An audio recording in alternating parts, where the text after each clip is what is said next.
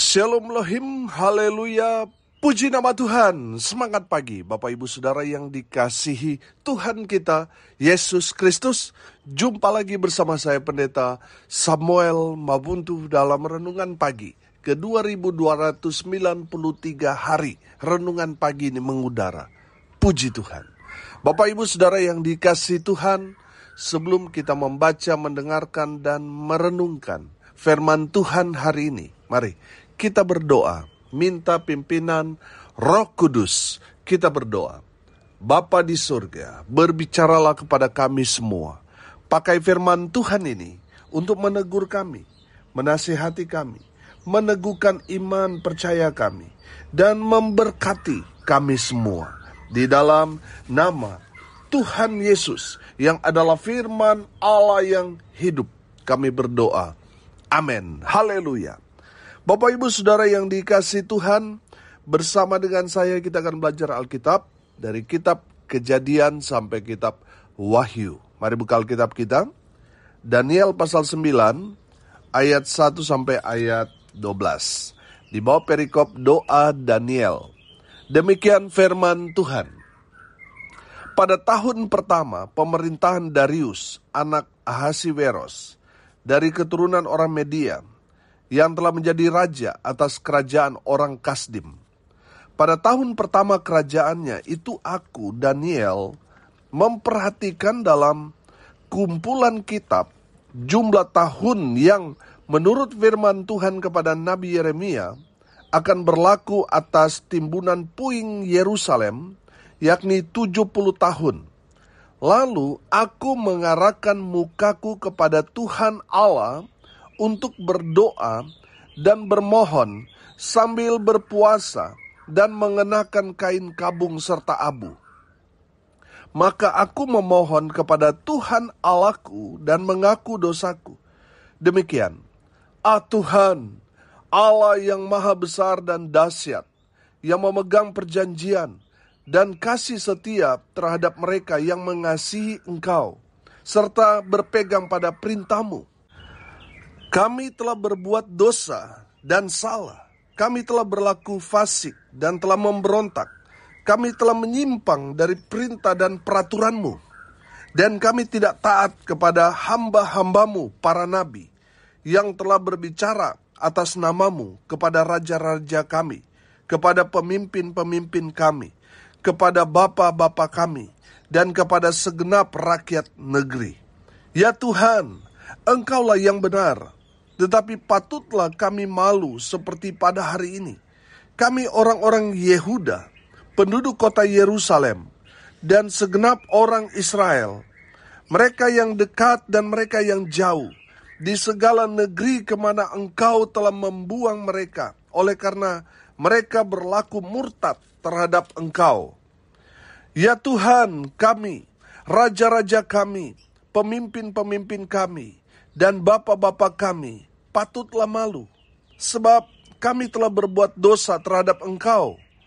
Pada Tuhan Allah kami ada kesayangan dan keampunan, walaupun kami telah memberontak terhadap Dia, dan tidak mendengarkan suara Tuhan Allah kami, yang menyuruh kami hidup menurut hukum yang telah diberikannya kepada kami dengan perantaraan para nabi, hamba-hambanya.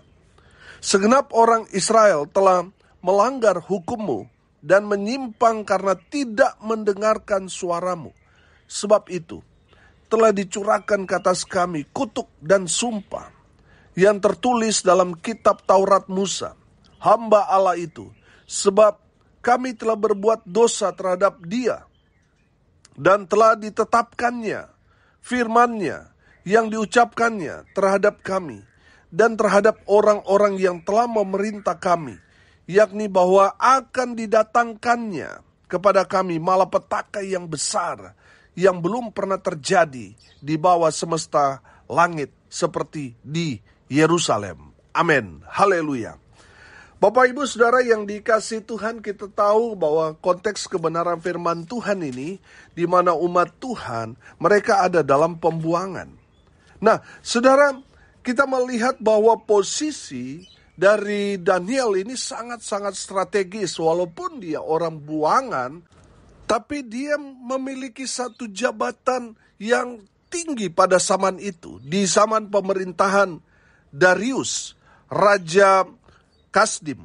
Saudara yang dikasihi Tuhan, kita belajar beberapa hari kemarin, kita melihat kehidupan Daniel yang membuat dia diangkat Tuhan dalam posisi jabatan karena hidupnya takut akan Tuhan. Amin. Bapak Ibu Saudara yang dikasihi Tuhan, kita dapat melihat Daniel seorang yang punya jabatan tinggi. Tentu dia orang yang sangat-sangat sibuk karena dia orang kepercayaan raja. Tapi saudara perhatikan, walaupun dia seorang pejabat tinggi, tapi dia tidak pernah kompromi dengan dosa. Walaupun dia sangat sibuk karena jabatannya, tapi Daniel selalu punya banyak waktu untuk Tuhan. Amin. Ada berapa banyak orang di luar sana berbanding terbalik dengan Daniel. Saudara, banyak orang Kristen di luar sana mengaku anak Tuhan tetapi tidak punya waktu untuk Tuhan. Ketika diajak melayani, wah sepertinya orang paling sibuk. Ketika ajak untuk beribadah kepada Tuhan, sama, tidak ada waktu. Saudara, kita belajar dari Daniel, dia seorang pejabat tinggi, dia seorang yang sangat sibuk, tetapi dia punya banyak waktu untuk Tuhan. Amin. Saya melihat di sini bahwa Daniel orang yang fokus kepada Tuhan. Amin. Dia tidak fokus pada yang lain. Saya percaya saudara, kalau kita fokus kepada Tuhan, Tuhan akan menyelesaikan semua yang ada di sekitar kita. Apa yang kita kerjakan Tuhan berkati buat berhasil. Amin. Tapi kalau kita fokus kepada berkat, fokus kepada dunia, membuat kita sibuk dan melupakan Tuhan. Saudara, sesibuk apapun saudara, mari kita belajar dari seorang Daniel. Kita harus fokus kepada Tuhan, punya banyak waktu untuk Tuhan. Sehingga saudara lihat, Daniel, walaupun dia dibuang ke dalam gua singa, Tuhan yang jaga lindungi dia. Tuhan yang pelihara dia. Amin. Saudara lihat, dia tidak punya backing. Tapi saudara lihat, di dalam kerajaan, dia orang yang sangat berpengaruh. Di mana bupati-bupati, kepala-kepala pemerintahan pada saat itu, di bawah kekuasaan Raja Darius, semua harus memberi laporan kepada Daniel. Artinya dia sangat-sangat berpengaruh. Tapi saudara lihat, dia punya banyak waktu untuk Tuhan. Haleluya. Makanya Tuhan mempromosikan Daniel. Haleluya. Bapak Ibu Saudara yang dikasihi Tuhan, dengar ini baik-baik. Kalau orang sekarang ini mencari satu posisi jabatan, banyak orang cari muka, saudara, betul? Mereka punya backing, punya orang dalam. Saudara lihat, kalau kita mau dipromosikan Tuhan, kita harus hidup takut Tuhan. Kita harus fokus kepada Tuhan. Kita harus punya banyak waktu kepada Tuhan. Sebab Tuhan bisa mengangkat raja, bisa memecat raja. Amin. Saudara yang mungkin dari bawah, Tuhan akan angkat saudara. Amin. Karena yang mempromosikan kita bukan manusia tapi Tuhan. Haleluya. Mari kita belajar dari Daniel. Daniel, saudara, dalam firman Tuhan ini, saya melihat Daniel fokus kepada Tuhan. Amin. Saudara lihat ayat 2. Pada tahun pertama kerajaannya, itu aku Daniel memperhatikan dalam kumpulan kitab jumlah tahun yang menurut firman Tuhan kepada Nabi Yeremia akan berlaku atas timbunan puing Yerusalem, yakni 70 tahun. Saya menangkap di sini bahwa Daniel ini seorang yang betul-betul hidupnya takut akan Tuhan, sehingga dia memang fokus kepada Tuhan. Dia memperhatikan firman Tuhan. Amin. Dia taruh firman Tuhan itu di dalam hatinya. Dan karena kuasa firman sudah menguasai dia, saudara lihat, hidupnya berdampak. Amin. hidupnya jadi berkat. Haleluya. Bapak Ibu Saudara yang dikasihi Tuhan, pertanyaannya sederhana. Kita fokus pada siapa dan apa? Saudara yang dikasihi Tuhan, mari kita belajar dari Daniel. Sesibuk-sibuknya Daniel, dia memperhatikan firman. Dalam konteks sekarang, dia baca firman. Amin. Dia merenungkan firman Tuhan. Haleluya. Dia taruh firman itu di dalam hatinya. Dia mengibaratkan bahwa dirinya ini seperti tanah. Firman itu adalah benih. Amin. Sehingga dia betul-betul, saudara, belajar firman Tuhan. Dan dunia itu mengakui bahwa Alkitab adalah ibu dari semua ilmu pengetahuan. Amin. Nah, saudara yang dikasihi Tuhan, kalau saudara mau seperti Daniel, mari kita fokus kepada Tuhan. Amin. Belajar firman Tuhan. Baca firman Tuhan itu. Janji Tuhan kepada Yosua, kalau dia merenungkan firman Tuhan siang dan malam, tidak ke kiri, tidak ke kanan, artinya berjalan lurus sesuai firman, Tuhan akan membuat Yosua apa? Beruntung dan berhasil. Amin. Saudara, kalau fokus kepada Tuhan, belajar terus firman Tuhan, memperhatikan firman, firman menguasai kita, saya percaya Tuhan akan memberkati kita. Sama seperti Tuhan memberkati Daniel, seperti Yosua, seperti Daud, dan lain sebagainya dalam Alkitab ini. Amin. Yang kedua, dari Daniel kita belajar bahwa Daniel ini memiliki hubungan yang spesial dengan Tuhan. Amin. Saudara, lihat ayat 3. Lalu aku mengarahkan mukaku kepada Tuhan Allah untuk berdoa dan bermohon sambil berpuasa dan mengenakan kain kabung serta abu. Ayat 4. Maka aku memohon kepada Tuhan Allahku. Saudara, saya menangkap di sini bahwa Daniel, seorang pejabat tinggi, seorang yang sangat berpengaruh. Dia tentunya punya banyak relasi karena dia seorang pejabat tinggi. Tapi yang terpenting bagi Daniel adalah hubungan dia secara pribadi dengan Tuhan. Amin.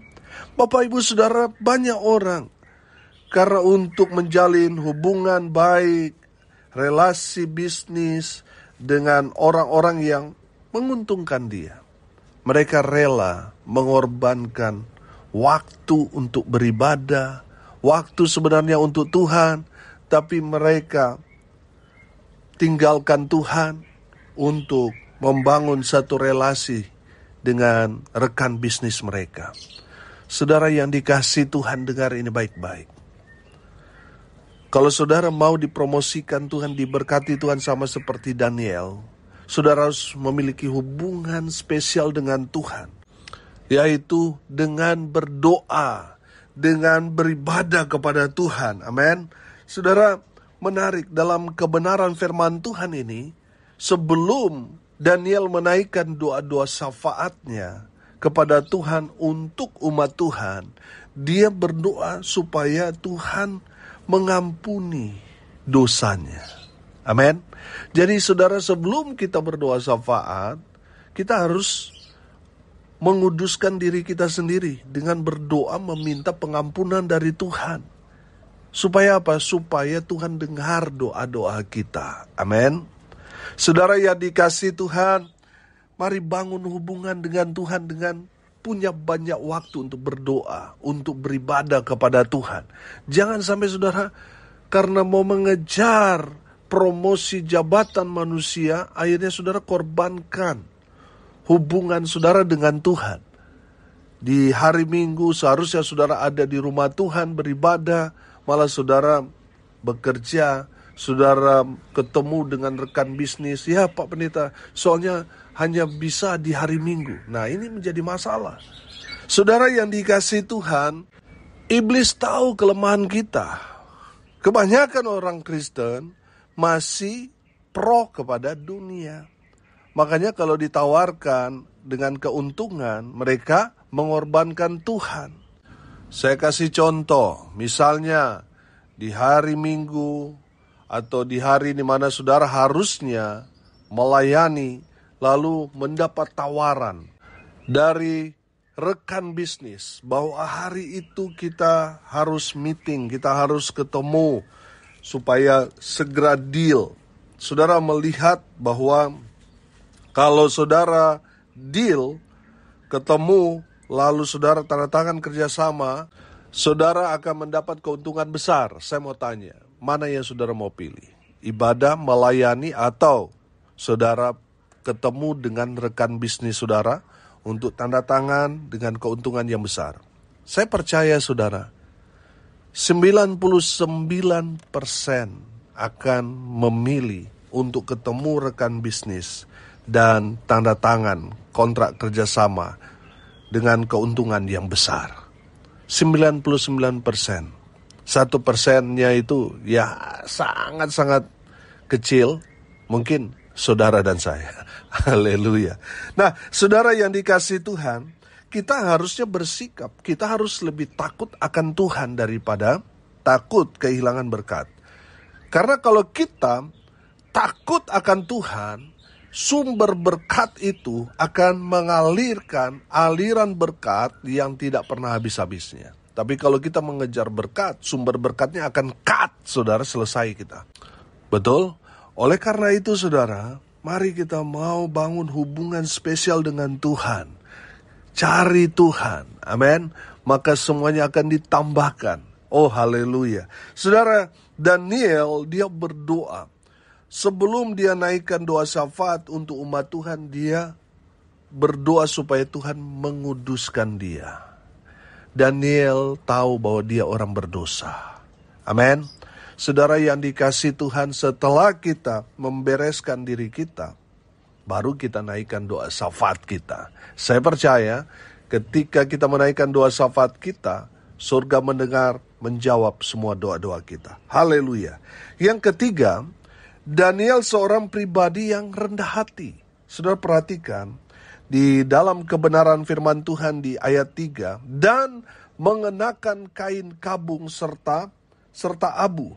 Ayat 4 sampai ayat 7 dan seterusnya, saudara dapat melihat bahwa Daniel adalah sosok pribadi yang rendah hati. Padahal dia seorang pejabat tinggi. Dia seorang yang sangat-sangat berpengaruh pada saat itu. Tapi saudara lihat, dia mengenakan kain kabung. Kalau mengenakan kain kabung itu berarti dia menyatu dengan abu-abu itu. Dia sedang berdoa, dia sedang bergumul, sehingga dia merendahkan dirinya. Dia menyatu dengan abu, dia menyatu dengan tanah. Sebagai bentuk dia merendahkan hatinya di hadapan Tuhan. Saudara yang dikasihi Tuhan, kalau saudara mau ditinggikan, mau menikmati berkat-berkat Tuhan, belajar dari sekarang rendah hati. Di saat saudara rendah hati, Tuhan senang. Coba saudara punya anak buah, punya karyawan, tapi sombong saudara. Saudara tegur, dia gak dengar. Saudara kasih masukan, dia tolak. Saudara sebagai bos, apa yang harus saudara lakukan kepada orang-orang seperti ini? Pasti pecat, usir keluar dia. Karena apa? Karena sombong. Tapi kalau dia rendah hati, walaupun mungkin dari segi pendapatan perusahaan mungkin sangat-sangat minim, pasti saudara akan mempertahankan orang itu. Karena saudara melihat orang itu rendah hati. Terlebih lagi Tuhan kita. Tuhan senang kepada orang-orang yang rendah hati. Saudara yang dikasihi Tuhan, Tuhan membenci orang yang sombong. Ditegur, bukannya sadar diri, malah melawan, berontak. Tuhan tidak senang orang-orang seperti itu. Tuhan senang seperti Daniel, rendah hati. Amin. Ketika ditegur firman, dia terima, dia bertobat, dia sadar diri. Haleluya. Saudara, saya percaya kalau kita rendah hati, berkat dari tempat tinggi itu akan terus mengalir dalam kehidupan orang-orang yang rendah hati. Tapi kalau kita sombong, kita akan direndahkan. Kita akan dipermalukan. kita akan hancur, kita akan binasa. Oleh karena itu saudara, mari kita hidup rendah hati. Jangan memberontak pada Tuhan, jangan merasa bisa tanpa Tuhan. Hati-hati saudara. Banyak orang Kristen setelah diberkati, sombongnya luar biasa. Mau dikasih tahu malah dia lebih tahu. Ditegur, saudara ngambek, saudara ngambul, saudara. Tidak mau lagi ke gereja. Orang-orang sombong seperti itu sekarang kelihatannya mereka gemuk. Tapi ada satu hari nanti mereka akan mendapat hukuman Tuhan. Saudara yang dikasihi Tuhan, tetaplah rendah hati.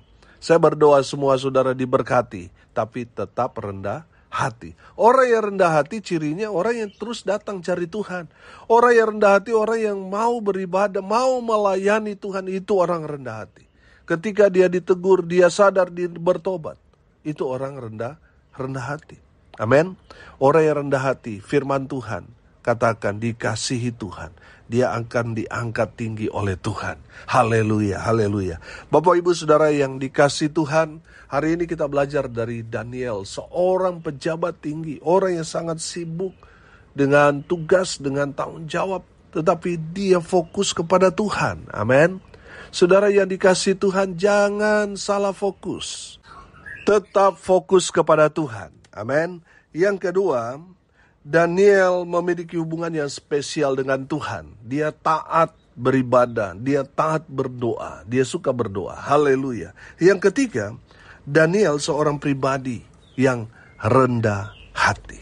Amin. Mari kita berdoa. Terima kasih Bapa di surga, sudah melawat kami semua dengan kebenaran firman-Mu. Berkati semua pendengar dimanapun mereka berada. Tuhan memberkati hidup mereka, rumah tangga mereka diberkati, usaha, pekerjaan, pelayanan mereka dibuat beruntung, berhasil dalam segala hal.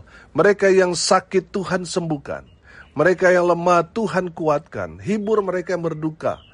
Dan hamba berdoa biarlah berkat Tuhan dari surga turun memenuhi semua pendengar dimanapun mereka berada. Bapak ibu saudara yang dikasihi Tuhan, arahkanlah hatimu kepada Tuhan dan terimalah berkat dari Tuhan Yesus. Tuhan memberkati engkau dan melindungi engkau. Tuhan menyinari engkau dengan wajah-Nya dan memberi engkau kasih karunia. Tuhan menghadapkan wajah-Nya kepadamu dan memberi engkau damai sejahtera. Di dalam nama Tuhan Yesus yang adalah sumber segala berkat. Bapak ibu saudara yang percaya diberkati, Tuhan katakan amin. Puji Tuhan. Bapak ibu saudara yang dikasihi Tuhan, kalau saudara merasa diberkati melalui renungan pagi ini, bagikan juga kepada saudara-saudara yang lain, supaya mereka juga diberkati, karena untuk itulah kita dipanggil untuk jadi berkat. Salam kasih dari Bali. Saya Pendeta Samuel Mabuntu. Sampai jumpa besok pagi. Tuhan Yesus memberkati kita semua. Haleluya.